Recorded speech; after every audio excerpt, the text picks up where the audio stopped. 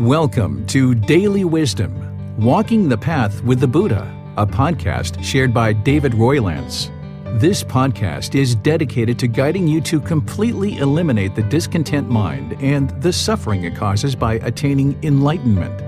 Learn and practice the teachings of Gotama Buddha that will guide you to fully attain a peaceful, calm, serene, and content mind with joy.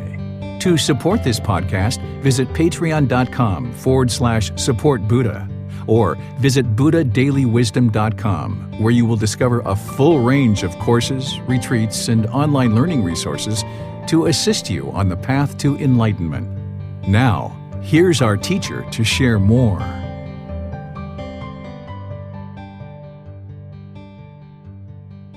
Okay, so I'm going to get started in our retreat by just officially welcoming all of you guys. Sawadee Kap, welcome. Welcome to Wat Tung Yu. This is our international Buddhist meditation and study retreat where you're going to be able to learn the path to enlightenment. And the things that I'm going to be sharing with you over the next 5 days is going to help you to be able to learn all the teachings you need to get to the first stage of enlightenment. There's certain foundational teachings that you'll understand within the first 2 days. And then the latter 2 days, I'm going to be sharing with you teachings specifically to get to the first stage of enlightenment.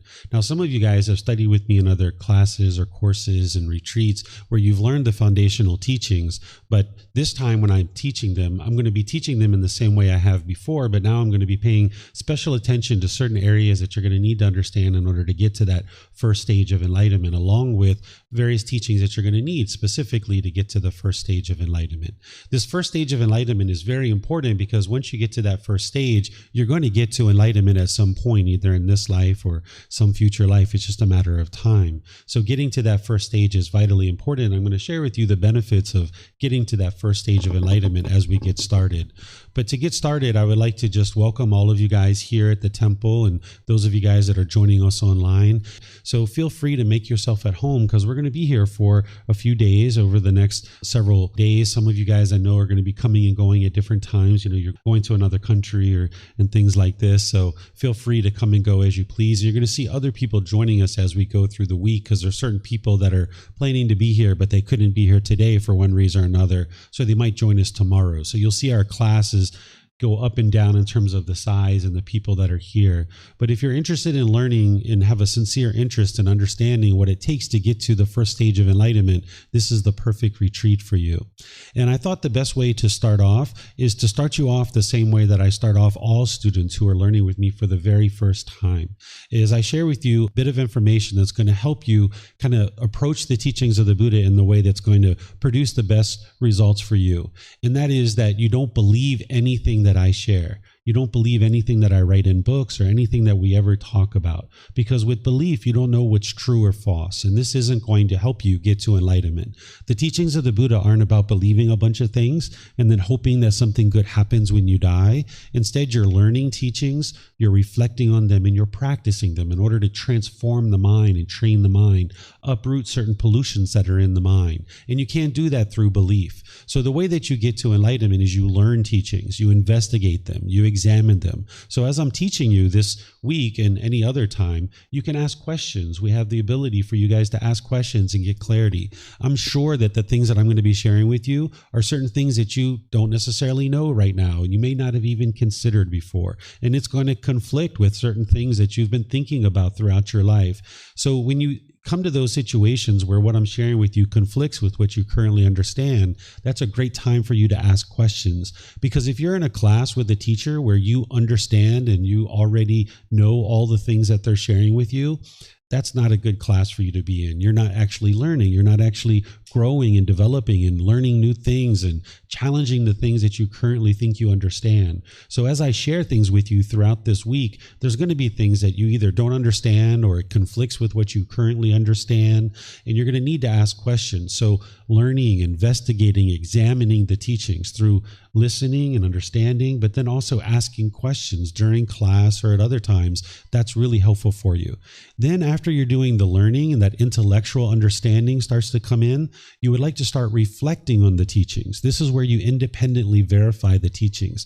Everything in the teachings of the Buddha, you can independently verify for yourself. And where you're having difficulty seeing how to do that, that's where you can ask me, David, how do I independently verify that? And I will guide you in how to independently verify things. A lot of times when I'm teaching, I'm going to be sharing things with you to learn. Then I'm going to show you how to independently verify it on your own. And then I will teach you how to practice it. But where you don't see me sharing that, or you're confused about how to independently verify something, ask me those questions so that you can reflect and get to the wisdom to understand the truth about the world around you.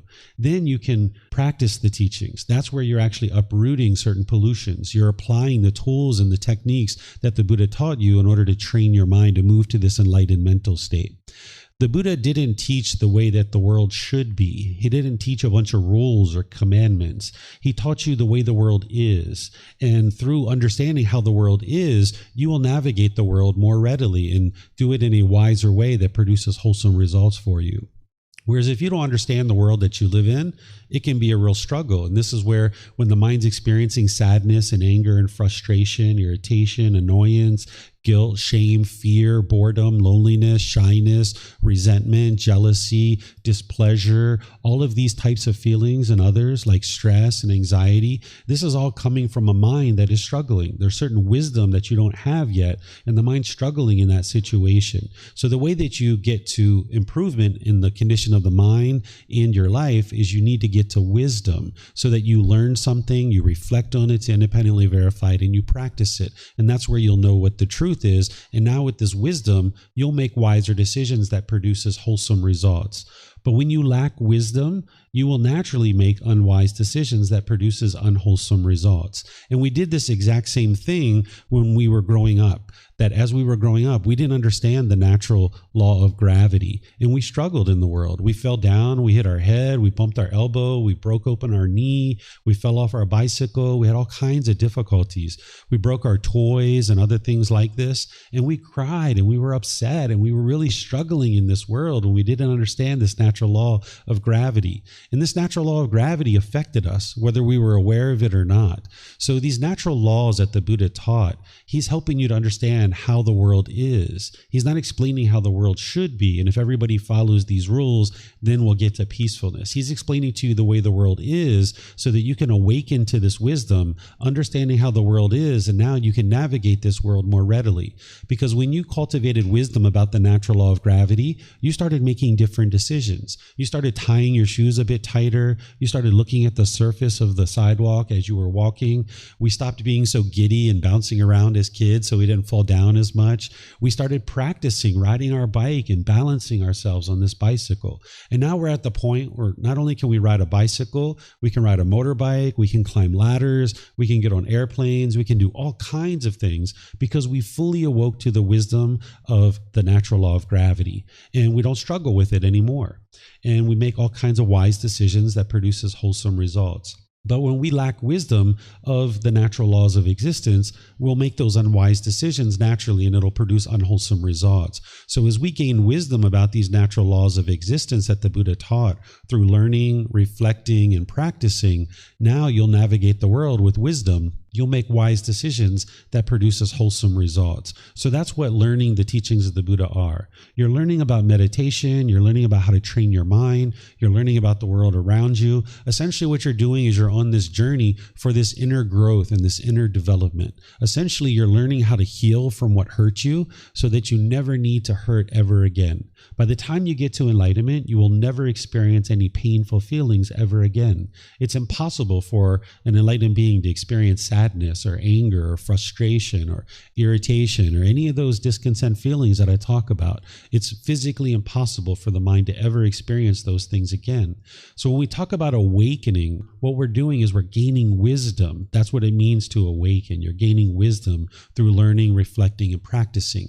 And you're on your own independent journey to be able to do that.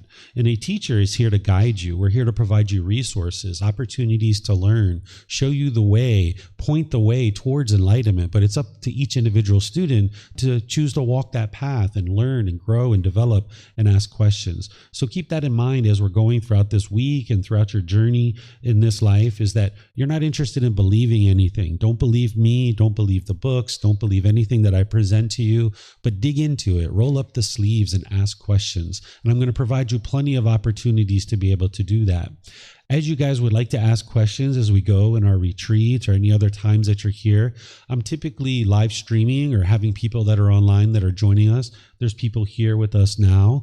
And if you guys could use the microphones here at the temple, there's a bowl of microphones there that you could actually take one and keep it with you throughout the morning or throughout the evening as we have various sessions. And then if there's someone next to you that needs it, you can pass it around. There's a gray button on the front that it just takes about a second for the lights to turn on and the microphone to turn on. And if you hold it up to your chin, then we'll be able to hear you here at the temple, and they'll be able to hear you online as well. And then when you're done, you can just turn it off. And there's 6 microphones there, so you can pass them around and probably even keep one with you throughout the time so that we don't have to, send them across the room back and forth. So you can use these microphones here. And for those of you guys that are online through Facebook, YouTube, and Zoom, you can ask questions by putting that into the comment section. I'll be able to see that and answer your question. And if you're in Zoom, you can electronically raise your hand and ask any questions or follow-up questions directly. We'll be able to hear you through our speakers here at the temple. So again, welcome to everyone. Really pleased to see that you guys are here, and it's going to be wonderful to share these teachings of the Buddha with you. And as we go, one of the wonderful things about getting together in a retreat is you're going to get to meet lots of new people and get to be able to build new relationships. And we've built that kind of thing into our schedule that we can take nice long breaks, 15, 20, 30-minute breaks in between various topics. And then we also have the daytime break from 12:30 to 6:30 where we'll be able to do free time and have different activities if you guys would like to come on any of the scheduled activities or do anything that you guys would like to do on your own. So I'm going to share with you about the retreat and how it's set up and the structure of the retreat and all of that stuff so that you can learn it and understand it. But before we get to all of that stuff, I thought the best topic to really start with is helping you guys to understand this person that we refer to as the Buddha or Gotama Buddha. I thought what I would do is share his life story with you so that you can understand his life story. And I'm going to use these visual aids. So let me switch over here so the people online can see the visual aids as well. Understanding a bit about the life story of the Buddha can be really helpful because you can understand his journey to enlightenment. So I'm going to share this with you. And usually what I do here is I just talk all the way through to be able to help you. But you'll see when I teach normally, I kind of pause about every 15 or 20 minutes to be able to open up to questions. But here, let me just share with you a bit about the life story of the Buddha so you understand who this person is that you're going to be learning his teachings. This individual that we refer to as Gotama Buddha, I'm going to organize this talk around discussing his birth, his early life, his journey to enlightenment, and then his teaching career and what really motivated him to go on this journey to enlightenment. And I'll even explain to you what a Buddha is so that you understand what a Buddha is. This individual that we refer to as Gotama Buddha, he was born with the name Siddhartha Gautama. He was born to a queen. His mother was a queen and his dad was the king. He was born in what we refer to as Nepal today, but back then that border between Nepal and India didn't exist. So he was born in that place where we refer to as Nepal, and he taught in Northeast India. And when he was born, his mother, of course, was pregnant. And during this period of time, the way that it was set up is that if you were pregnant as a woman, you would go back to your homeland in order to deliver the baby. So while she was living with the king, her husband, when it was time to deliver the baby and getting close to delivery, they organized a caravan and they started taking her back towards her homeland so that she could deliver the baby with her parents and her family and so forth.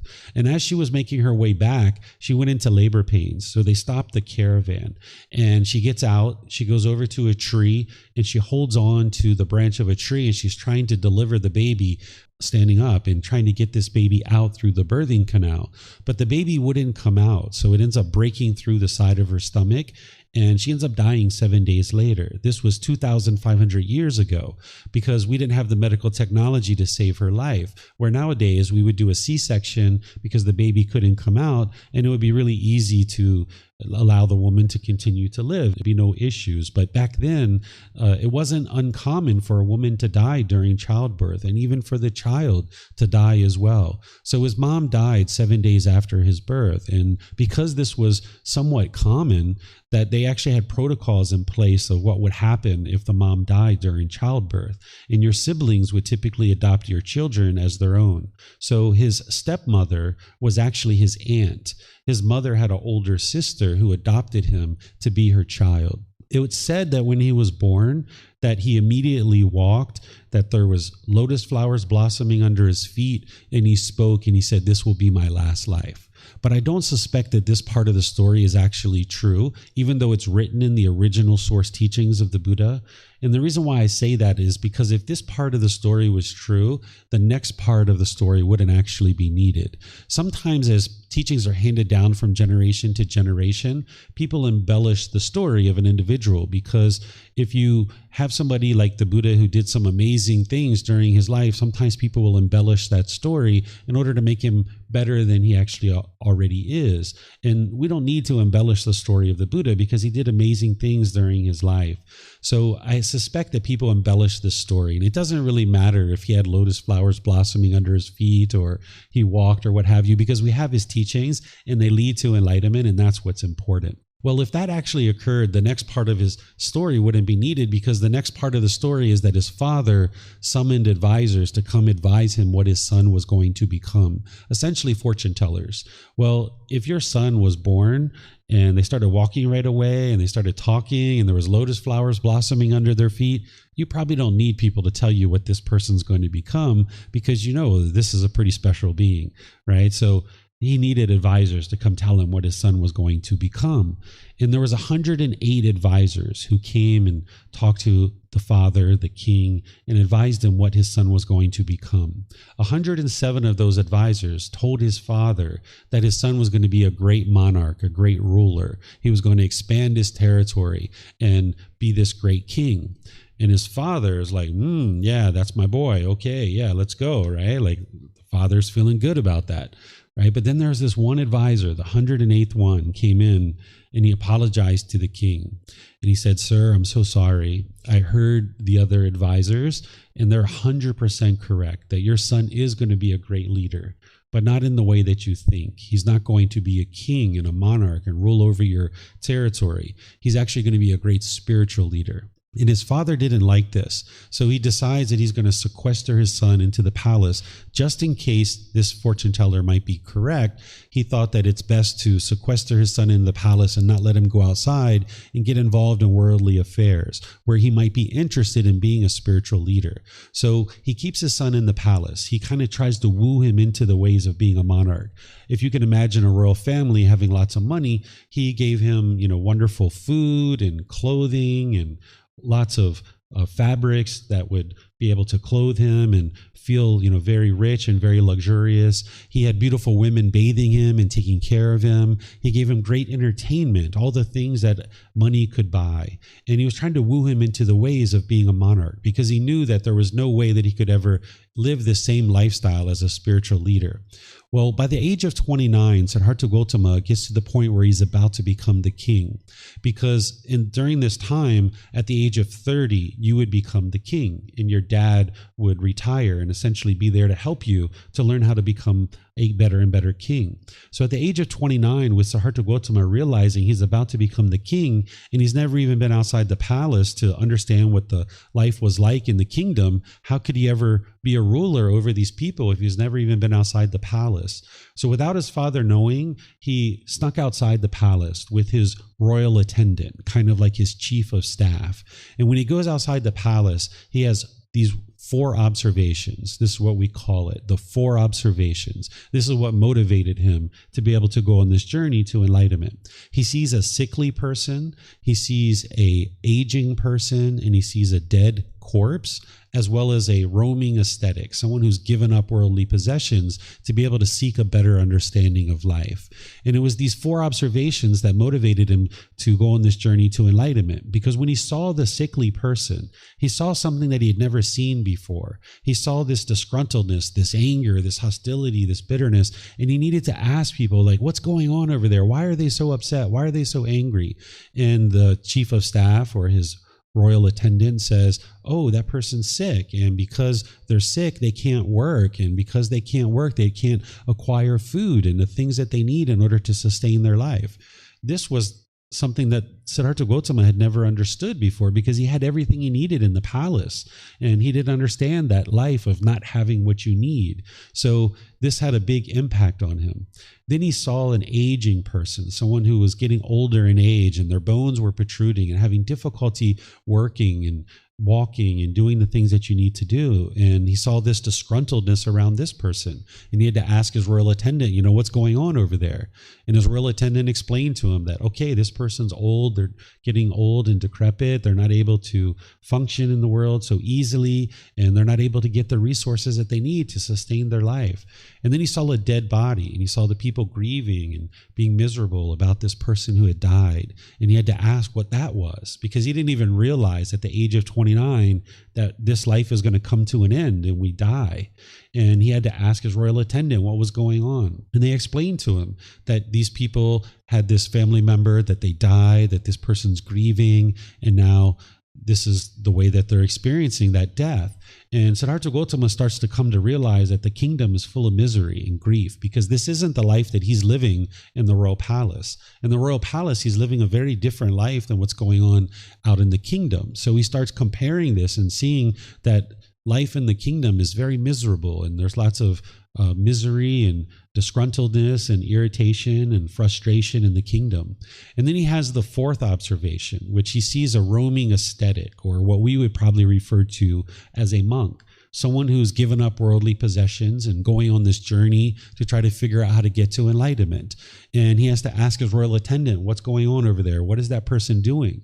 And he says, oh, that's somebody who's trying to figure out all these problems of sickness, aging, and death. And Siddhartha Gautama says this is what he would like to do. He decides in this moment that this is what he would like to do, is go on this journey to figure out why all these things are happening in the kingdom and how to help people escape that. He's not interested in being a king and ruling over this misery. He would like to help people escape all of this.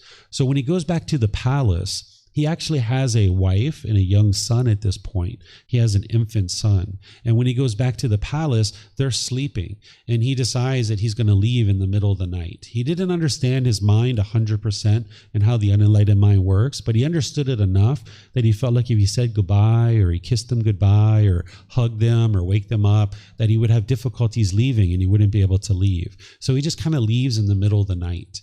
And he takes with him his horse, and he takes his royal attendant with him.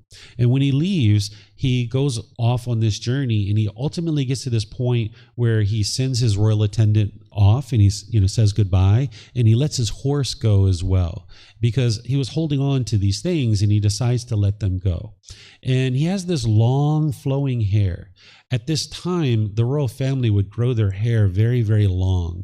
And this is the way that people knew that you were part of the royal family. So if you went out into the kingdom and you had this long, beautiful flowing hair, they knew you were part of the royal family. Because people that were working in the fields and business owners and shopkeepers, we wouldn't be able to maintain that long, beautiful hair because we don't have the time. We're too busy doing this laborious work. It's only the royal family that could sit around and have people combing their hair, detangling their hair, shampooing their hair. They would be the only ones that could maintain this long, beautiful flowing hair.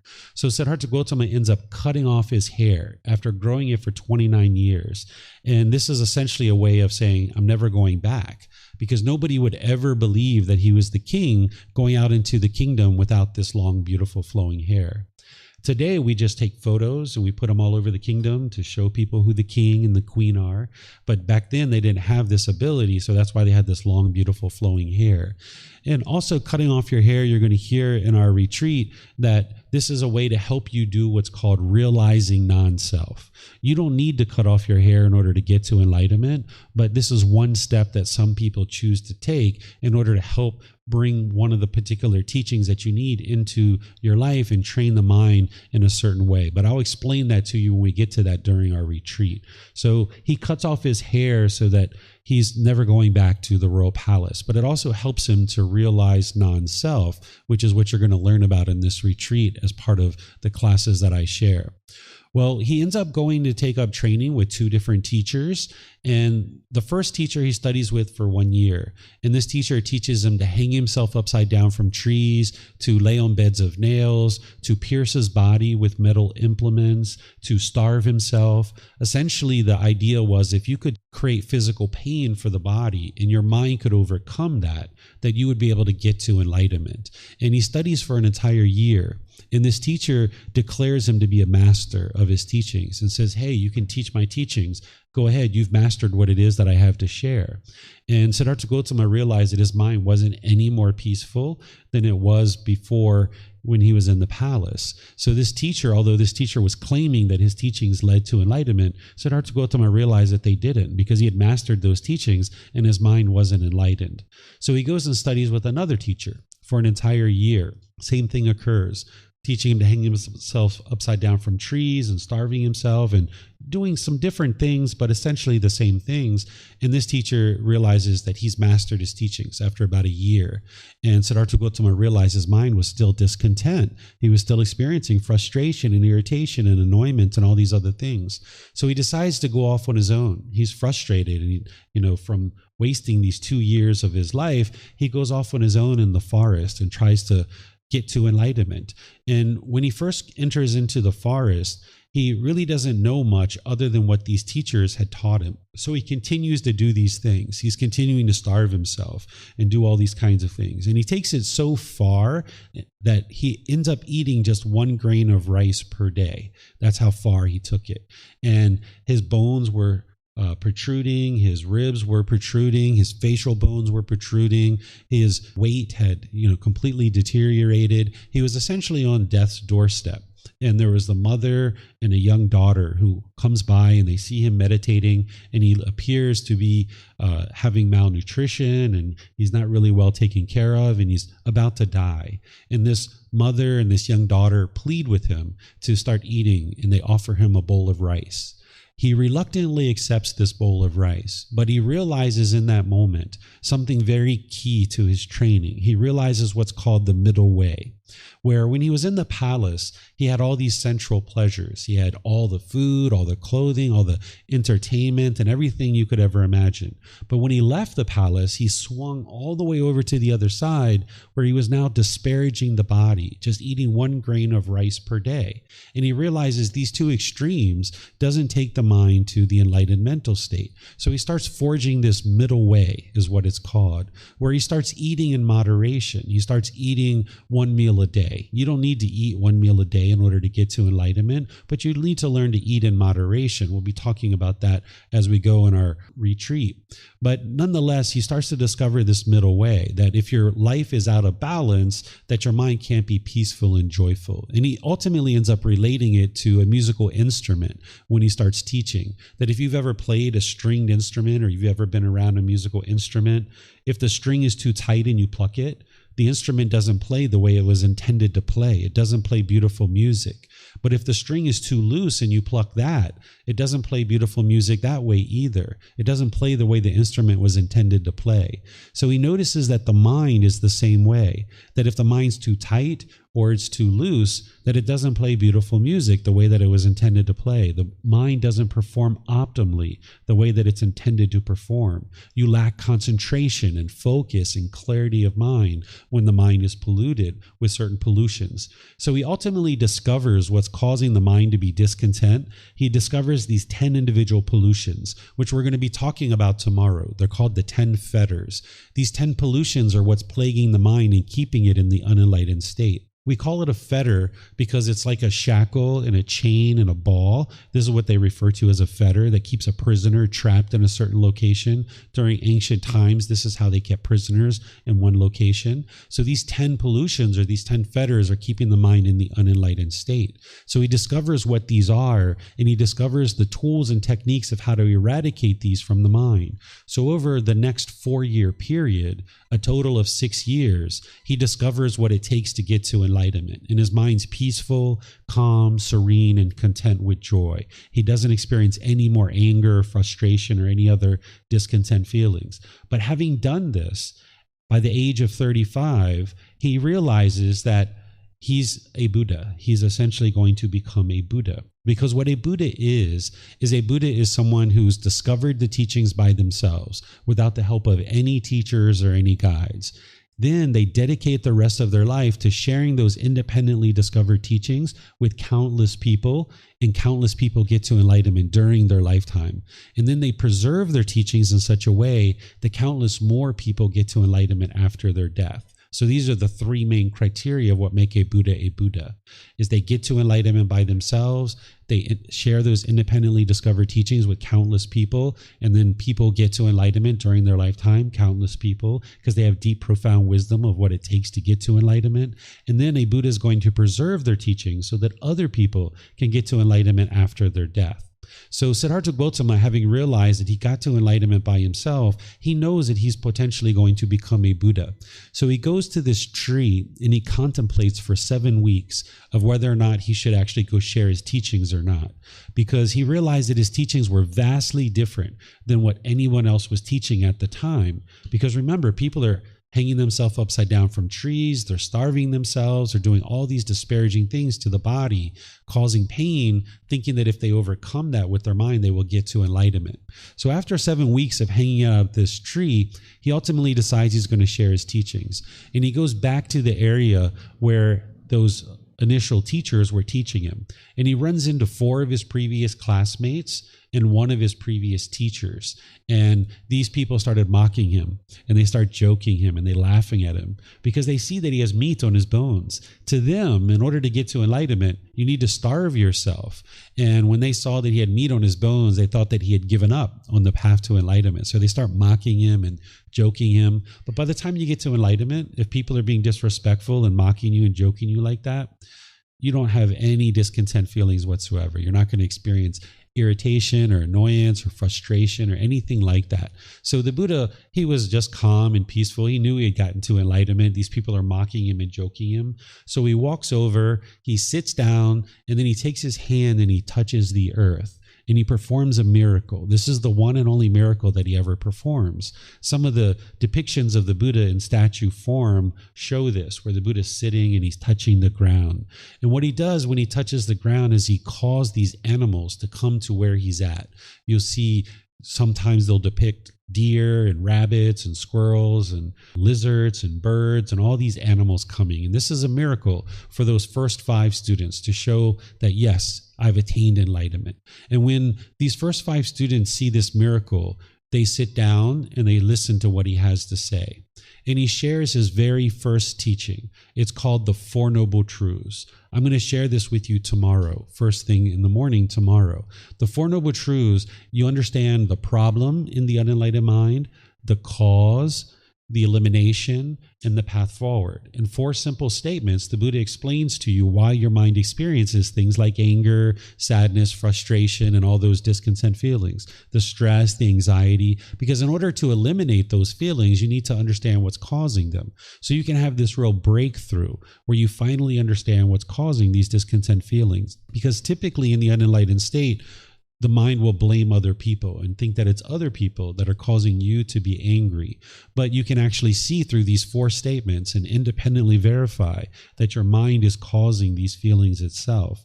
So after learning those 4 Noble Truths, those first 5 students, they could independently verify that he had attained enlightenment. They knew because he could describe what the problem is, what the cause is, how to eliminate it, and what the entire path is. So he was able to articulate that. And now those first 5 students start to train and develop their mind, and ultimately they get to enlightenment during the lifetime of the Buddha. From that point forward, the Buddha continues to teach, but he doesn't perform any more miracles. The Buddha's ability to share their teachings and help people get to enlightenment isn't dependent on people knowing that they're a Buddha. So a Buddha doesn't go around performing miracles to try to convince more and more people that they're a Buddha. It's actually helpful if people don't know who a Buddha is, because if people don't know who the Buddha is, the Buddha can see their natural mind. They can see when they're angry, when they're frustrated, when they're irritated. Whereas if everybody knew who a Buddha was, they might be on their best behavior when they're around this person, and you wouldn't be able to see their natural mind. So one of the real powers of a Buddha is that nobody knows who the Buddha is, and he's able to share his teachings and be able to observe the quality of mind of his students. So it's not like there's a ear that's turned or a nose that's turned or a certain mark on the forehead that proves that this person's a Buddha. He knew he was a Buddha, and that's all that's important, because then the students, when they're learning and practicing the teachings, they can independently verify that they're true. And this is how you know that someone's gotten to enlightenment, is that you can independently verify their teachings, and as you learn and practice them, you see the condition of your mind gradually improving.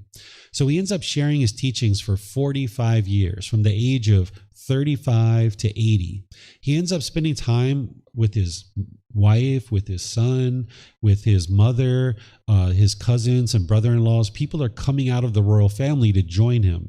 And his son ends up getting to enlightenment, his wife, his stepmother, his aunt, his brother-in-laws and cousins, all the way to the point where his dad has to beg and plead with him to stop ordaining people from the royal family, because his father didn't want this royal family to fall apart. And he pleaded with the Buddha to stop having the royal family come and be students with them. And the Buddha wasn't asking them to come study with him. They were choosing to do that themselves. So the Buddha instituted guidance that is still in place today, that if you would like to become ordained, you need to have your family support, that they need to support you and agree that, yes, you can go off and do this, because it puts more of a burden on your family members if you're leaving out of the household.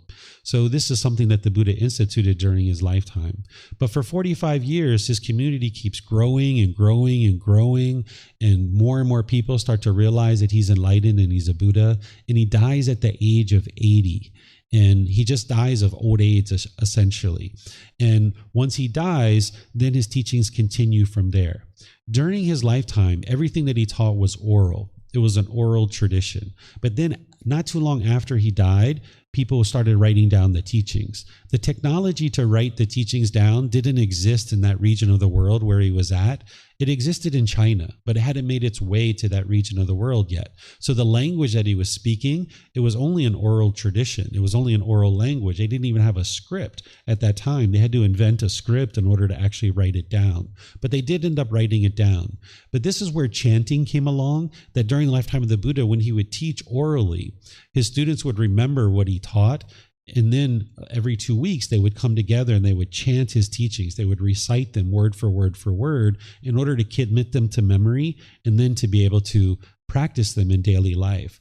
Nowadays, we have books, we have videos, we have podcasts, we have different ways of capturing the teachings. We have audiobooks and things like this. So we don't need to chant in order to remember the teachings, but you'll see that I'll introduce you to chanting, because it helps ease the mind into meditation and actually get more benefit out of the meditation itself. But we don't need it for the memorization of the teachings. The chanting, these aren't rites or rituals or ceremonies or worship. It's not prayer or anything like that. But we chant in order to ease the mind into meditation. But it started during the lifetime of the Buddha as a way to remember the teachings. So he teaches this long teaching career, have many people get to enlightenment. Then they document his teachings, and many more people get to enlightenment after his death. Even today, there's people that are enlightened based on the teachings of the Buddha. But it was the sickness, aging, and death that really motivated him to be able to make his way to enlightenment and go on this journey, because he saw this discontentedness. And what he discovers, which you're going to hear tomorrow when I talk about the Four Noble Truths, is he discovers what's called craving, desire, attachment, wants and expectations, the longing, the yearning, craving for things to be permanent. That as long as your mind is craving permanent health, when you experience change or impermanence, when you're sick, the mind doesn't like that. When the body is sick, the mind's craving permanent health. And now when you're sick, you're going to be discontent. You're going to be angry or frustrated because the mind's craving permanence, when in reality, this body is impermanent. Or if you're aging, you might crave permanent youthfulness. So when you see a little bit of gray hair or a wrinkle, a little bit extra fat, or you start having difficulties and aches and pains, the mind can be discontent during this time because it's craving permanent youthfulness. Or if you're craving permanent life, now when you're getting closer to death and you're holding on to this world, you might really struggle with death. Or you might struggle from the death of other people, that when your grandparents or your parents or your brothers and sisters and friends are dying, you might be craving or longing and yearning for them to be permanent. And now you experience sadness or grief when they die. Oftentimes people think it's love that's causing the sadness or the grief. But love is a genuine interest in seeing beings be well. It's an active goodwill. That doesn't actually cause a mind to be sad or feeling grief or misery or despair or anything like that. What's causing those discontent feelings is the craving, the desire, the wanting things to be permanent. And the Buddha discovers this, and this is ultimately what motivated him to go on this journey. And then in addition to that, he discovers this cycle of rebirth, that beings are continually being reborn over and over and over again. And the way that he figures this out is that he observes his past lives, that as he lifts the pollution out of the mind, he starts to be able to observe his past lives prior to his current life. And this is something that you can actually independently verify as well. The cycle of rebirth isn't something to believe in, but you can learn it, you can reflect on it, and you can see the truth that it's actually true, that this is what's truly occurring. But that's not something you usually start with right from the beginning. So the Buddha shares how to escape this discontentedness, where the mind's no longer sad or angry or frustrated or those other discontent feelings. And he also explains how to escape this cycle of rebirth where one is continually being reborn over and over and over again. So this is a bit about the life story of the Buddha. What I'm going to do here is just pause and see if you guys have any questions about anything that I've shared about the life story of the Buddha before we go into talking about the retreat itself. Again, here I was just interested in giving you a bit of information to understand his life story so that you would understand the teachings that you're going to be learning this week and throughout your journey to enlightenment of where they come from. And this is why we refer to him as Gotama Buddha, because his name was Siddhartha Gautama. And some people refer to him as the Buddha, or there's other terms to refer to him in different cultures. So you might hear different people referring to him in different ways, or even spelling his name in different ways as well. So do you guys have any questions here at the temple or anybody online? Do you guys have questions about the life story of the Buddha? No questions? Okay, let me see what we got. Do we have anything here online? Okay, I'm not seeing any questions anywhere. All right, so the thing that I'll share to just kind of wrap this up about the life story of the Buddha is that no one ever said life would be easy, but it's also not supposed to be tough either. In the unenlightened state, life can sometimes feel kind of tough, depending on what challenges that you're experiencing and what you're facing and what your relationships are like. It can feel quite tough. But when you're learning the teachings of the Buddha, while it's not easy to learn and practice his teachings, it'll ensure that life is not tough, that by the time you get to enlightenment, life is at ease. Your mind is peaceful, your mind is joyful. Right now, there might be certain decisions that you're getting ready to make or that you're in the process of making that you might be struggling through. This is just because the mind lacks wisdom. It's not because you're a bad person. You're not being punished. You're not being rewarded or anything like this. It's just that the mind lacks certain wisdom. And when you gain wisdom about these natural laws, which isn't easy, it's a challenge. It's also not difficult either. It's just a challenge to learn and practice and transform your mind and change your perspective about how you interact in the world based on the way you were brought up or the way that you've grown up. So as you're learning and practicing the teachings, you can get to a point where life is no longer tough. That by the time you get to enlightenment, all your relationships are at ease.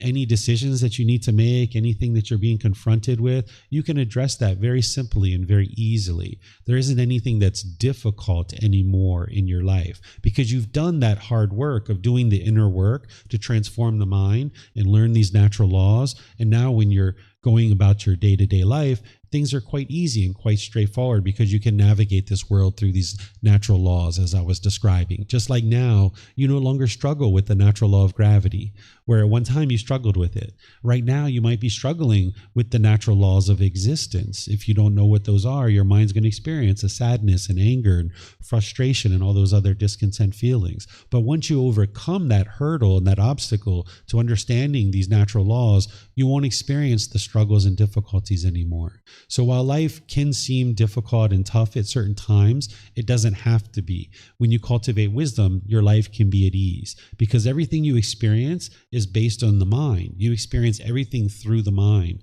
So if you can train your mind and purify your mind, anything you experience, you can just approach it with ease. And that's what you can ultimately get to. So this is a bit of the story of the Buddha. But now let's move into talking about this retreat and kind of how this retreat is formed. First, let's talk about the benefits of getting to the first stage of enlightenment. This is actually directly from the Buddha. The first 6 of these are directly from the Buddha, his actual words. He says, by the time you get to the first stage of enlightenment, and I agree with what he's sharing here, is that one is fixed in the wholesome teachings. By the time you get to the first stage of enlightenment, you will know what the teachings are to be able to get to enlightenment. You're not fully practicing them yet, but you at least know what they are, meaning you'll know that these teachings are leading to an improved condition of mind. Up until the time you get to the first stage of enlightenment, you're probably going to have certain doubts about whether this person, the Buddha, actually lived, whether the teachings can help you to improve the condition of your mind or not. But by the time you get to the first stage of enlightenment, you will have eradicated any doubt about the teachings. You will be fixed in the wholesome teachings, knowing that you've experienced a certain amount of improvement because you've seen your mind go from situations where you were once angry or frustrated or irritated. Those same situations can be occurring after you've been training your mind for a period of time, and you will no longer experience the anger, the frustration, or any other discontent feelings based on that situation.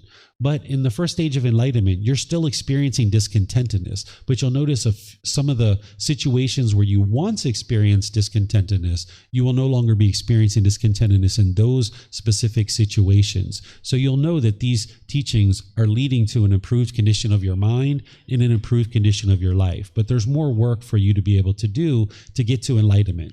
There's 4 stages of enlightenment that I'm going to talk about tomorrow. But by the time you get to the first stage, you will know that these teachings are leading to an improved condition of your life and through the condition of the mind. One is incapable of decline. What the Buddha is talking about here is that once you get to the first stage of enlightenment, that your mind can't regress backwards from there. It's not possible. But up until the point where before you get to the first stage of enlightenment, any work that you're doing, if you become complacent, for example, your mind can regress and go backwards, where you're not experiencing as much concentration, or you're not experiencing as much mindfulness or awareness of mind. This is where if you've been learning teachings for a certain period of time and you feel like your mind is awakened to a certain degree, you might have kind of gotten complacent, gone away from the teachings for a while, and you might have noticed that your mind regressed backwards. But by the time you get to the first stage of enlightenment, that's not actually possible. Your mind will reside in that first stage of enlightenment and it won't regress backwards. And this is one of the reasons why the first stage of enlightenment is so important, to be able to acquire and attain that stage of enlightenment, because your mind won't regress. It's impossible. The third thing is that one's discontentedness is limited. What the Buddha is describing here is that by the time you get to the first stage of enlightenment, the discontentedness that you once experienced when you were off the path to enlightenment, or even when you first got onto the path to enlightenment, what you're experiencing now in the first stage of enlightenment, it's a mere fraction of what you once experienced. This is where you'll notice that the contentedness and the joy in your mind is starting to arise more and more. So before, where you might have swung from the happiness and excitement, you might have swung over to the anger and the frustration at different times. Now that's more muted. The mind's coming more into the middle, where you don't experience those significant discontent experiences anymore, that the mind isn't shaken up so much, that it's just a mere fraction of what you once experienced. One comes to possess wisdom not shared by others. When you're learning the path to enlightenment and the natural laws of existence, there's going to be certain things that you understand that the people around you just don't understand. And this isn't a judgmental thing. This shouldn't produce any ego in your mind that you think you're better than anybody else.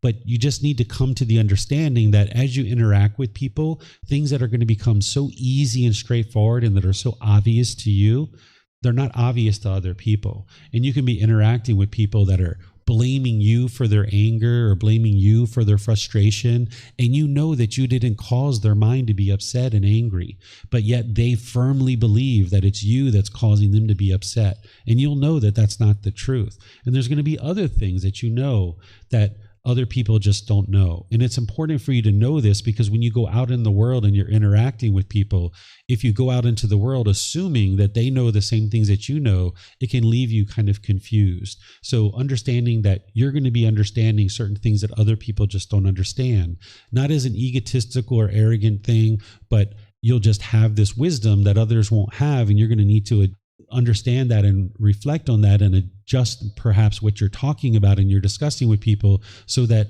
you can take that into consideration as you're having conversations. And this will become more and more apparent as you're learning what I have to share with you this week. The number 5 is one has clearly seen causation. What the Buddha is talking about here is the natural law of Gotama, of cause and effect, or action and result. What some people refer to this natural law, they refer to it as karma. This is the Sanskrit version of that word. The original teachings of the Buddha are in the Pali language, so I use the word Gotama. If this translated to just one English word, I would just use that English word because it'd be much easier to use it. But doesn't translate to just one English word, so we need to use multiple words to explain it.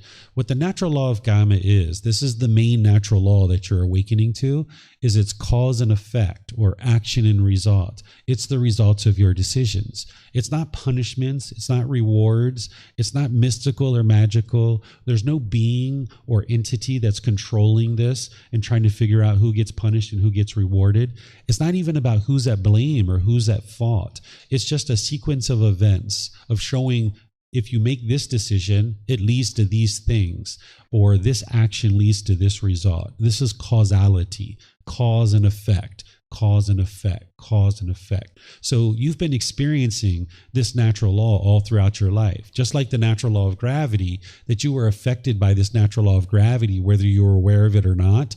The natural law of Gotama, you're affected by this natural law, whether you're aware of it or not. And the more you're aware of it, the more you understand it, then you'll make wise decisions that lead to wholesome results.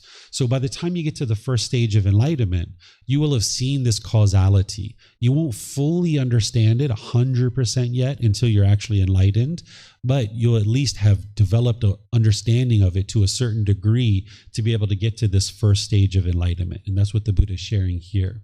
Number 6, one has clearly seen causally arisen objects. What he's referring to here is dependent origination. And this is a teaching that we're going to be talking about in this class, in this retreat. This is the highest, most ultimate truth of the Buddha, where he's explaining to you exactly why you experience discontentedness in 12 interlinking steps. And the same teaching also explains to you why you experience rebirth. So you can actually independently verify these 12 interlinking steps of why your mind is getting to the point where it experiences discontentedness and why you're experiencing rebirth. In the Four Noble Truths, the Buddha kind of gives you a window into dependent origination, where he kind of boils it down to 4 simple statements. But dependent origination is like showing your work. If you ever had a math teacher that was like, okay, you've got the answer, but show me the work, right? This is where the Buddha is showing you the work in dependent origination. So you will have clearly seen these causally arisen objects, understanding what's causing the mind to be in the unenlightened state. And then by understanding what's causing the mind to be in the unenlightened state, you can actually fix it and resolve it, because when you understand the problem and the cause of that problem, then you can understand the solution and how to implement that solution. But if you don't understand the problem, these causally arisen objects, you won't understand how to solve the problem. So these are all from the Buddha. And then I added this 7th one in just for me to help you understand one of the benefits of attaining the first stage of enlightenment is that you have everything you need to make your way to the 4th stage of enlightenment, where the mind is actually enlightened. One of the ways that I think about the first stage of enlightenment is that if you were going to climb Mount Everest, you would have to do a whole lot of work just to get to base camp. If you were going to climb Mount Everest, you're going to need to go out hiking. You're going to need to figure out about equipment and boots and clothes and tents and food. And you're going to learn about the atmosphere. You're going to learn about hiking techniques and backpacks and all these different equipment and tools and techniques that you're going to need just to get to base camp. And now when you're at base camp, you have all the wisdom and all the tools and all the equipment you need to get to the summit, but you just haven't made it to the summit yet. So by the time you get to the first stage of enlightenment, you've acquired all the teachings that you need in order to get to enlightenment, but you haven't gotten to enlightenment yet. There's still more work to do. The same thing as when you get to the base camp, Mount Everest, there's still more work to do, but you have all the wisdom that you need to potentially get to this summit of Mount Everest. So the same thing is true with the first stage of enlightenment, that you will have developed all the wisdom that you need to then be able to make your way to enlightenment. So this retreat, there's a lot of information here in this 5 days that we're going to be sharing with you. You're not going to master everything that I have to share with you in these 5 days, but you'll have been at least exposed to it. And you'll start implementing potentially some of the teachings that are being shared and start seeing the results. But then you might need to learn in this retreat more than one time. In fact, there's people here online that were in this retreat last time I taught it in August, and they're needing to learn again, right? Because you can't absorb 100% of everything in just one 5-day event. So you're going to need to revisit these teachings multiple times. So by the time you fully develop your understanding of these teachings that I'm sharing with you in this retreat, you will get to base camp. You will get to the first stage of enlightenment over a period of time. And everybody takes a different amount of time. It depends on your determination, your dedication, your diligence. It determined based on how much pollution you currently have in your mind and how much effort you put into learning and practicing. You're definitely not going to be at the first stage of enlightenment at the end of this retreat, but you will be making steps in that direction and have been exposed to all the things that you need to be able to get to that first stage of enlightenment. So these are the benefits of getting to the first stage of enlightenment. So now I'm going to talk to you a bit about the retreat schedule and plan and kind of have an open discussion about what it is we're going to be doing over the next 5 days together.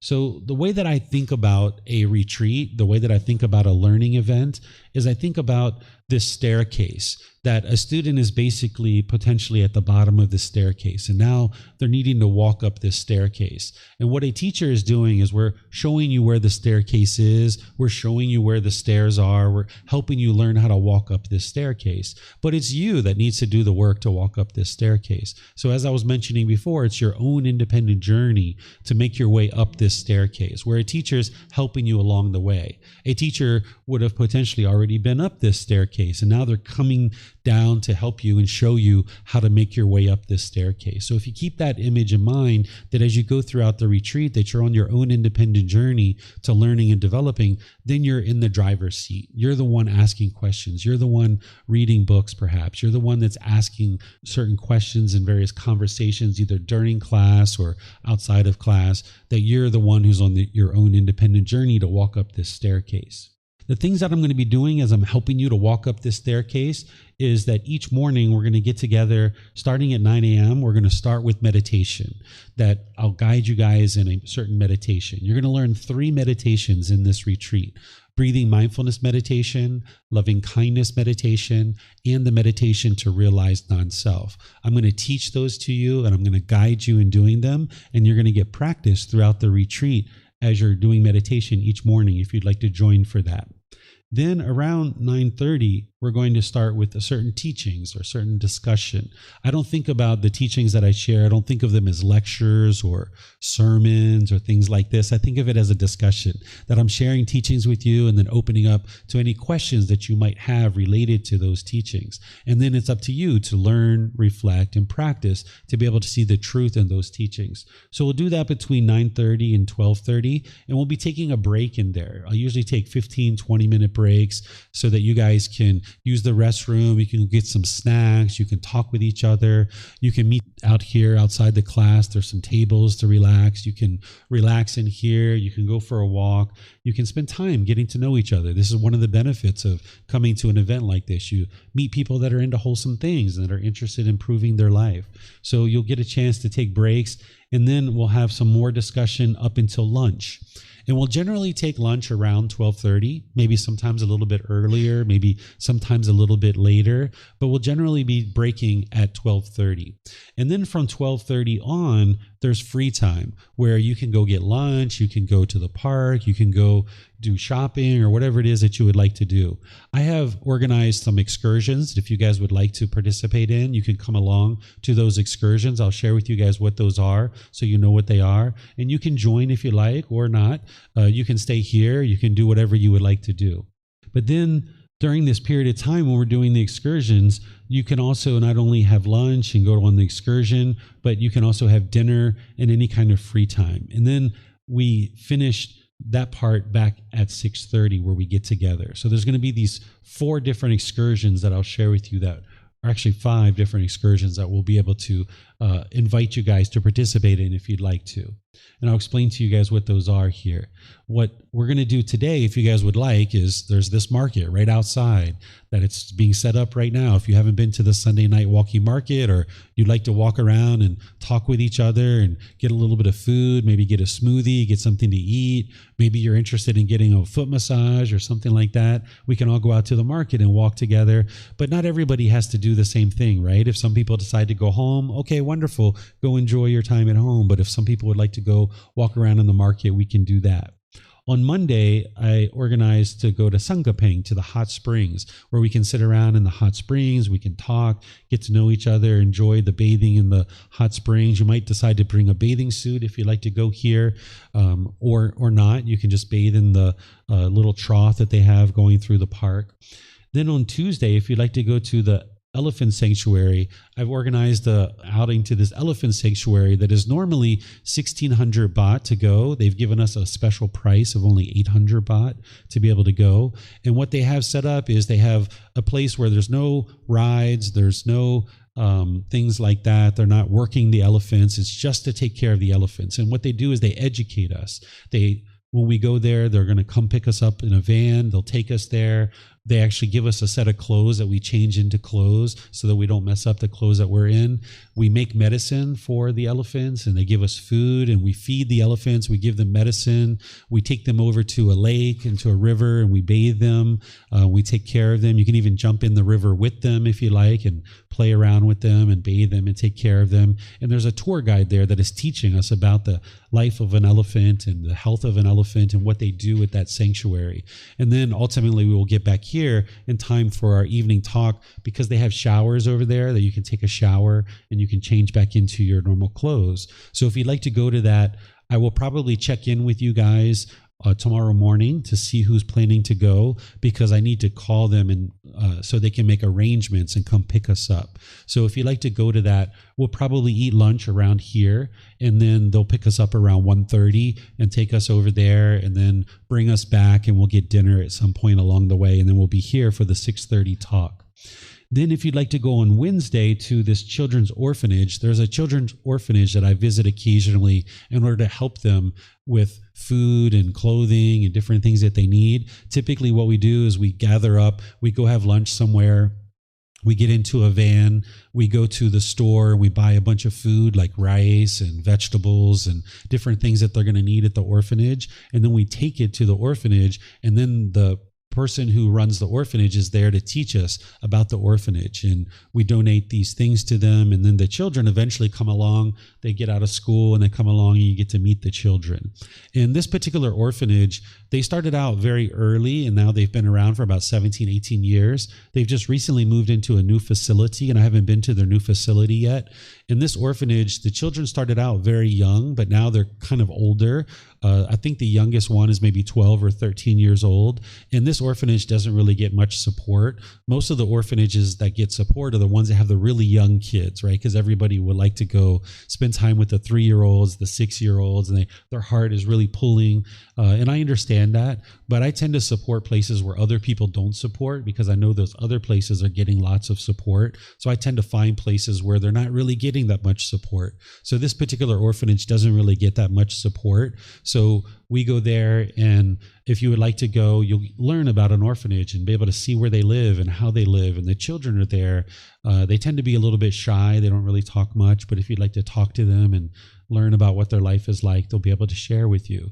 A lot of the children that are there, their parents are either dead or they've been involved in drugs and things like this, and their parents might be in prison. And now they're living at this orphanage to be able to get care and be taken care of while their parents are away in prison or in jail. So if you'd like to go to that, we get together. And if you're not interested in going to that, you can even contribute to the funds that we use in order to give food to them, because we'll take that money and we'll go buy some food at the markets and then we'll take it to them. So you can even contribute to that, even if you're choosing not to go. And then on Thursday, our last excursion is to Tung Tao.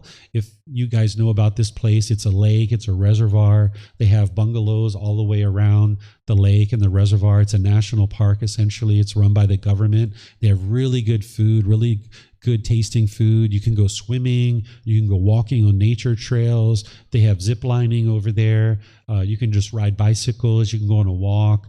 We can just sit and talk and spend more time with each other. So it's a really nice, relaxed environment to be able to spend time with each other. So if you'd like to go to any of these events, what I'm going to be doing is each morning when we take our first break, I'll kind of check in with you guys before we take our first break to find out who would like to go, so that then from around about 10:30 or so, I can start organizing transportation, because we're going to need to have vans or trucks or something to come take us to these different events. And you guys can just contribute and share. It ends up being about 200 to 300 baht per person for the transportation. Where the event with the elephant sanctuary, that is included in that 800 baht, that they're giving us that great deal that you don't have to pay any transportation outside of that. But all these others will need to pay for transportation, except for the Sunday night walking market, which is just right outside of our temple here. So I'll check in with you guys at the first break to see who would like to go to any of these excursions. And you can decide at that point if you'd like to go or not. And then at 6:30 in the evening, I'm going to start with meditation. And then by 7, I'll have another talk where I'll be teaching you the teachings of the Buddha, and you guys can ask any and all questions that you like.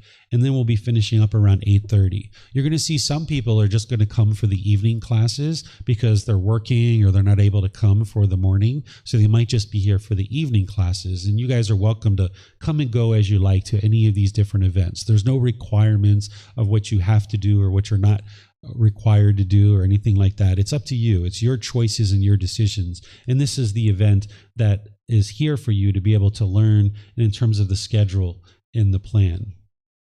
We'll finish on Friday right around 5 o'clock. Last time we actually finished quite a bit earlier. I think we finished around 4 on our last retreat. So what I do in the very last thing in the retreat is I have kind of a closing discussion to see if there's any remaining questions that you guys might have. So depending on where you guys are by the end of the retreat, we might finish somewhere around 5 o'clock or maybe even a little bit earlier. Keep in mind that this retreat is impermanent and our time together is impermanent. You guys are going to make relationships and spend time together. And sometimes I've gotten to the end of a retreat and people are crying. They're upset because they've had so much fun and so much of a good time with each other. So just always keep in mind that as you're enjoying that time with your friends and your new friends this week, that it's impermanent, that eventually this retreat will be over, right? And we'll move on and do other things. So if you'd like to know the different schedule of the different talks and the different topics that I'm going to be talking about, perhaps you guys have already seen this if you're here. But if not, you might decide to bookmark this because you'll see the entire schedule, exactly what time I'm going to be teaching the various topics, even a description of what the various talks are. So you can get all the access to the entire retreat schedule and plan by going to this particular link. These are the topics that I'm going to be teaching you starting tomorrow. I'm going to be teaching you breathing mindfulness meditation in the seated position. I'm going to teach you that, and then we're going to do it together. Then I'm going to teach you what is enlightenment, because you need to know what this enlightened mental state is. If you're going to navigate your way to it, you need to know what it is. It's just like if you're going from Chiang Mai to Chiang Rai, you would need to know, like, what is Chiang Rai? What is it like? Am I even interested in going to that place? So that way you can more readily navigate your way to it. And then once you arrive, you'll know that you've arrived. So by understanding what enlightenment is, you'll be able to more easily navigate your way to it. And you'll know when your mind is actually enlightened by understanding what it is. Then I'm going to share that very first teaching of the Buddha, the Four Noble Truths. This is where you can establish right view, and you can understand the problem, the cause, the elimination, and the path forward. And then I'll also share with you in the afternoon, or actually the evening, the three poisons, or the craving, anger, and ignorance. This is that 6:30 talk that I'll start at 6:30 with some meditation, but then I'm going to share this particular topic with you, where the Four Noble Truths gives you a window into the unenlightened mind. The three poisons gives you a broader and a deeper understanding of what the real problems are in the unenlightened mind. So that'll really help you to be able to understand what the problems are, but also what the solutions are. I'm going to explain to you the solutions to this. Then this yoga, actually, this is something that my wife will usually come in and teach, but she told me that she has too much going on. She can't do it for this particular retreat, but I left it on the schedule because if you guys would like to come in and do some stretching or yoga or something like this, you guys can do that. I usually get here at 8 o'clock in the morning, but if you guys would like to come early and use this space for any reason, let me know. I'll give you the combination to the door, and you guys can just make your way in and you can use the space for yourself. So that's why I left it in there. But sometimes if you come to this retreat, you might see my wife here who will teach yoga in the morning to be able to help you guys. Because being on the floor like this, or even if you decide to use a chair, you're sitting in one spot. So kind of doing some stretching, and this can really help the body to be more comfortable throughout the retreat. So feel free to do that kind of stuff if you'd like. And if you need this space to do that, let me know. Then we're going to start our Tuesday morning with walking meditation. I'm going to teach you how to do walking meditation, which is really helpful if your mind is overactive or uptight or having lots of energy. You can do walking meditation to kind of get out some of the energy. Then I'm going to teach you the core central teaching of the Buddha, which is called the Eightfold Path. This is the path for all humans to enlightenment. All the other teachings plug into this. If you're interested in getting to enlightenment based on the teachings of the Buddha, you would need to know the Eightfold Path. So I'm going to use the words of the Buddha to walk you through this step by step by step and helping you to understand this. Then in the evening, I'm going to share the 5 precepts, a householder's guide to daily practice. This is going to help you understand the natural law of Gotama in 5 impactful decisions that you can either make in a wise way that produce wholesome results, or you could make them in an unwise way that'll produce unwholesome results. And I'll share that with you when we get to Tuesday evening. This is a little picture of my wife doing the yoga at one of her private clients' house. So Wednesday, the topics are loving kindness meditation. We're going to be starting off with that in the morning. I'm going to teach it to you very thoroughly, and then we're going to actually do it together as part of our guided meditation. This is going to help you to eliminate anger, hatred, ill will, frustration, agitation, annoyance. If you have negative self-talk in your mind, this is going to help you to eliminate that. Then I'm going to teach you what is Gotama and how does it affect me.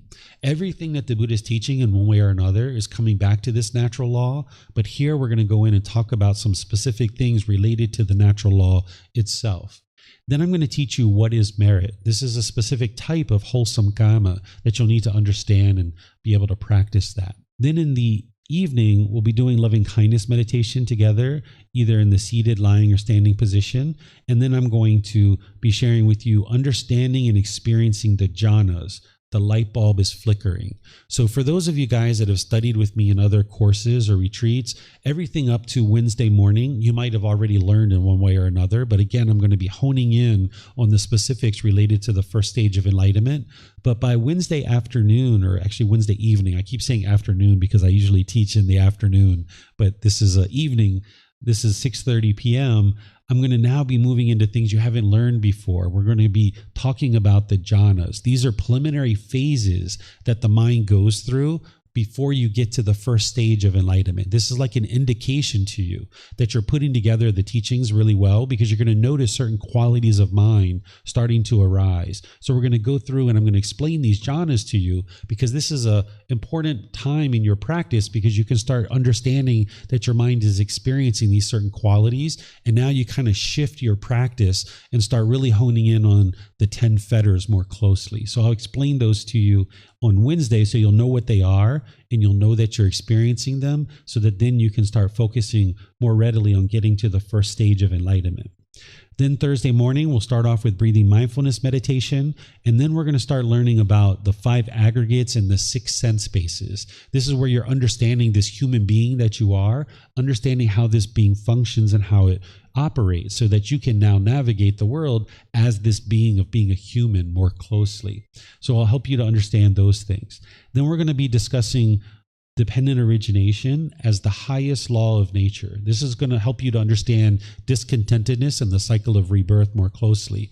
This is where you learn the 12 interlinking steps of what it's taking in order for your mind to become discontent, in order for you to experience rebirth. And this can be independently verified. This is the highest truth of the teachings of the Buddha. Then, while the Four Noble Truths is explaining to you right view, there's something called accomplishment in view. And you need to have accomplishment in view in order to get to the first stage of enlightenment. So I'll explain that to you on Thursday, so that you can develop that and practice it. Then on Thursday evening, I'll help you to understand this eliminating the pollution of personal existence view. This is the first fetter. Of course, we're going to be doing loving kindness meditation prior to that. In this class or this retreat, I'm going to help you understand the first 3 fetters in detail. We're going to experience and have a class of each individual fetter for those first 3, because that's what you need to eliminate in order to get to the first stage of enlightenment. Where in other courses and retreats, I kind of talk about these fetters and kind of introduce you to them. In this retreat, I'm going to spend an entire hour, hour and a half talking about each individual fetter. I'm going to explain what it is. I'm going to explain the symptoms that you're experiencing because of these fetters and how it's impacting your life. I'm going to explain to you the solutions and the tools and the techniques of how to eliminate this pollution from your mind. And then I'm going to teach you how to know that it's actually been eliminated. So these are the 4 aspects of each fetter that I'm going to explain to you. I'm going to explain what it is, what the symptoms are, the tools and techniques to eliminate it, and then how to know that you've actually eliminated it from the mind. So I'm going to do that with the first fetter of personal existence view, getting the self out of the way. Then we're going to do this meditation on Friday morning to realize non-self, which connects to what I taught on Thursday evening. Then I'm going to go into this pollution of doubt so that you can master confidence and developing wisdom in your life. And the same thing, I'll explain what this fetter is, the symptoms of it, the tools and techniques to eliminate it, and how to know that you've actually eliminated it. Then I'm going to explain the fetter of wrong behavior and observances, helping you to master moral conduct and eliminating any kind of superstition. Again, what it is, the symptoms, the tools and techniques to eliminate it, and how to know that you've actually eliminated it. Then in the evening, after we come back from lunch, we'll do this meditation to realize non-self again, because I've done it once with you here and taught it to you. Here, we're going to do it again. Then I'm going to teach you how to determine if you've attained the first stage of enlightenment, because this is something that you're going to need to know, because it's a personal guide for you to help you plot your course towards enlightenment. Once you attain the first stage of enlightenment, you're not going to call up your mom and be like, hey, mom, guess what? I attained the first stage of enlightenment. Aren't you proud of me? You're not going to post it on your Facebook page or anything like that, but you need to know for your own personal development. This might be something you talk about with your teacher, but you're most likely not going to talk about it with other people. But you need to know what it is in terms of how to get to this first stage of enlightenment, and then to know that you've actually attained it, because then you need to start focusing on the second stage and the third stage and the fourth stage. So that's why it's important for you to know how to determine if you've attained this first stage of enlightenment. And then we'll have that closing discussion that I mentioned as part of the wrap up, that if there's any questions that you kind of thought of throughout the week that you didn't quite get a chance to ask on Monday or Tuesday or Wednesday or Thursday, maybe you asked all your questions on Monday, but then maybe after you were thinking about what I talked about on Monday, maybe Tuesday, Wednesday, Thursday, you had a question that you just didn't get a chance to ask yet. So we'll have that wrap up as the very last thing to give you guys a chance to kind of free-form questions about anything and everything that you'd like to ask questions about.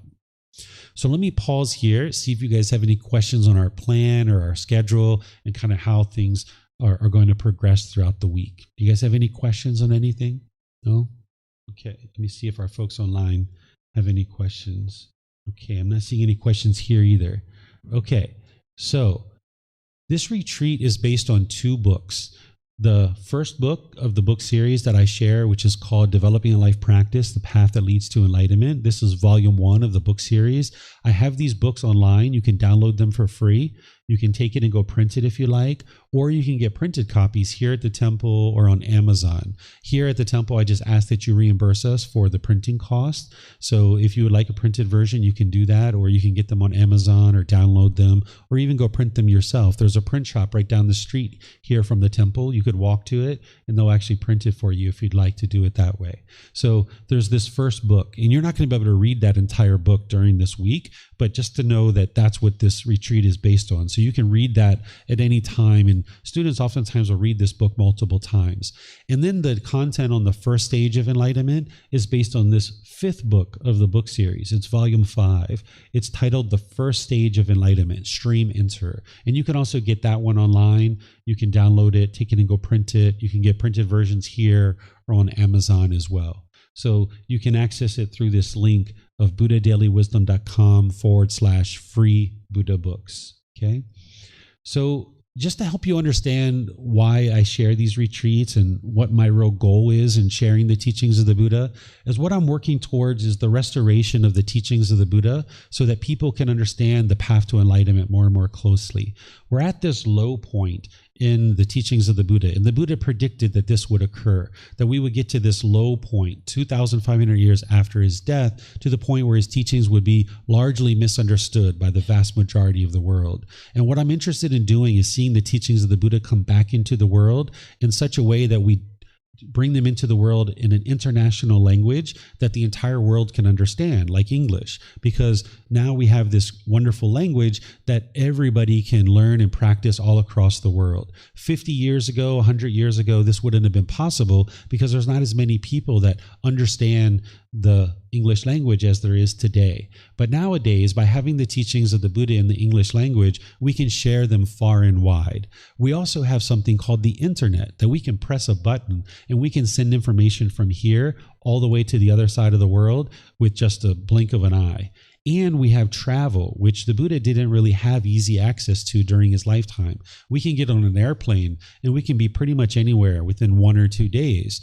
The Buddha didn't have that ability. So we live in a very unique time that we can share these teachings far and wide throughout the world, and we can really restore the teachings back into the world. So as you learn and you practice the teachings for yourself, this is helping you to get to enlightenment. And it's also helping to restore the teachings, because as you get to enlightenment and you gain the wisdom of what it takes to get to enlightenment, you will never forget that wisdom. By the time somebody gets to enlightenment, they will never forget the wisdom that it took for them to get to enlightenment. So as more and more people get to enlightenment, this is restoring the teachings of the Buddha back into the world. So you don't need to go out and convince other people to learn the teachings of the Buddha.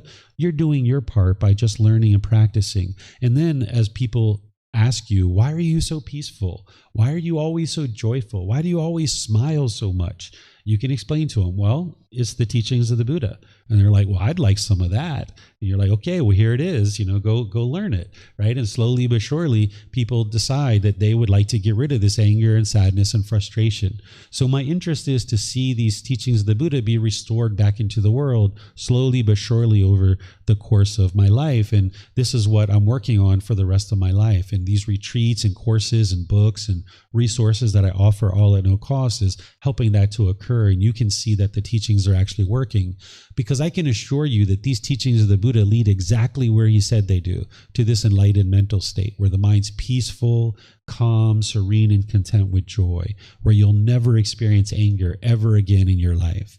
And you can help restore the teachings for yourself by just learning and practicing getting to enlightenment. That's your part if you would like to be able to do that and see the truth for yourself. Essentially, by the time that these teachings get introduced in this way that the international world can learn and practice these teachings, it's like an entire species of beings can get to the enlightened mental state. Just like a lizard evolves, just like a crocodile evolves, it's an evolution of the species. Human beings are evolving. We've been evolving ever since we first came into the world. We can evolve beyond this anger and sadness and frustration and agitation. Sometimes we think that being angry and frustrated and having stress and anxiety is just part of the human condition, and you're always going to have that. But that's not actually true. This feelings of stress and anxiety and guilt and shame and fear and disappointment and resentfulness, this is not permanent. You can actually eliminate it. You don't have to sit with these feelings and just experience anger and sadness for the rest of your life. You can actually eliminate it if you understand how to do that. So we can evolve as a species. More and more people can get to this enlightened mental state. And as a collective society, we can evolve.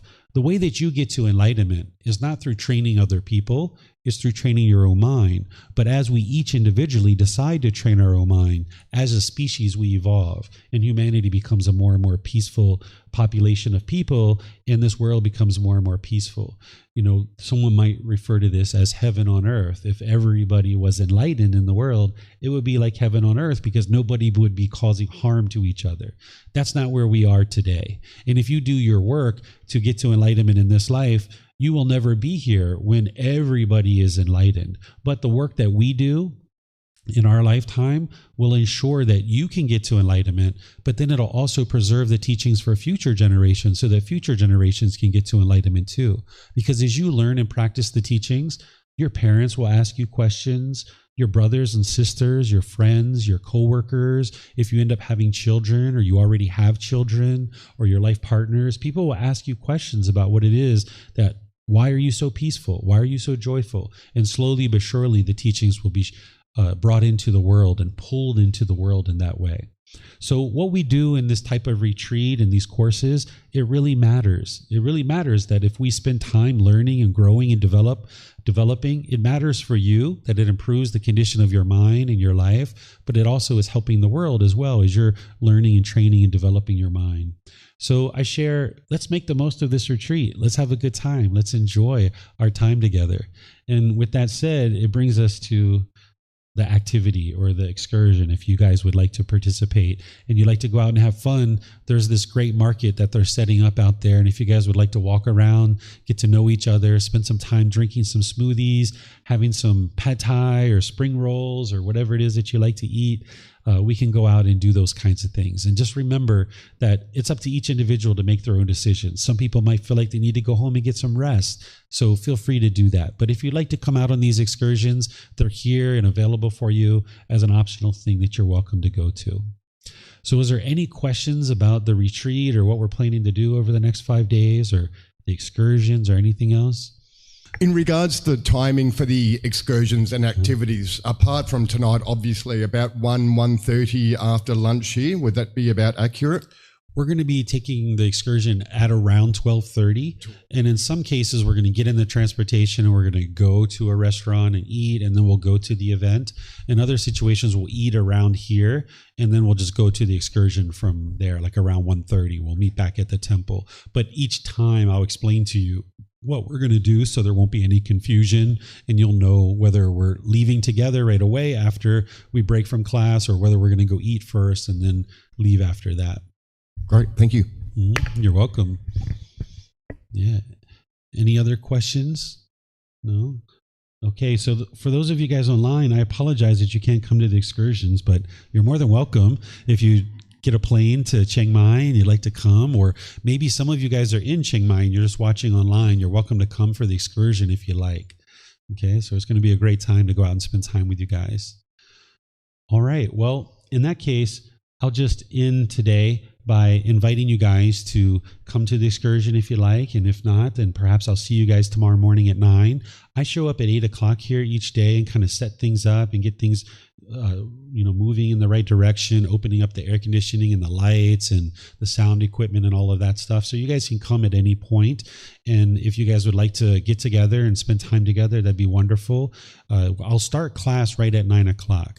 And because we're going to be here into the evening hours, which is like 6:30 to 8:30, we're going to be finishing up at 8:30 p.m., which isn't typical in the way that I teach classes.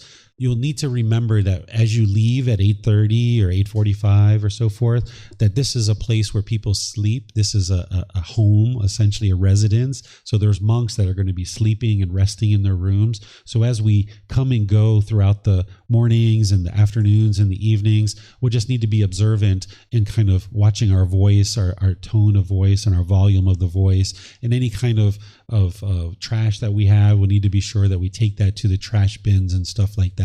So just be aware of that as you go, you come and go throughout the temple, that there's monks here that are sleeping in their various quarters, and it would be wise for us to watch our volume of our voice and things like that. So again, thank you all for coming to join for the retreat. It'll be wonderful to share these teachings with you guys. As you go, you can ask me any and all questions, whether it's in class or privately if you'd like to talk, or during the excursions. I'll go out with you guys and we can talk at those situations as well. So thank you all for deciding that you'd like to spend some time to learn and practice the teachings of the Buddha. I'm here to help you in whatever way you feel that would serve you best. I'm going to be sharing all these teachings with you, helping you learn meditation and all the other teachings of the Buddha. And then towards the end of our retreat, I'll even help you understand how to get continued support beyond our retreat, because you'll need support beyond this retreat as well. So if you'd like to come for the excursion today, we can just gather together outside at the tables outside the classroom. And if not, perhaps I'll see you guys tomorrow or in another class. Have a very wonderful and lovely rest of your day and your evening. We'll see you next time. Sawadee Kap. Sawadee Kap. Sawadee Kap. Thank you for listening to this podcast. To provide support for this podcast, visit patreon.com/support Buddha. To access more teachings, visit buddhadailywisdom.com. There, you will discover a full range of courses, retreats, and online resources to assist you on the path to enlightenment. Remember to establish a daily, consistent meditation practice, along with learning and practicing these teachings. A well-developed meditation practice is the foundation in which to train the mind to attain enlightenment.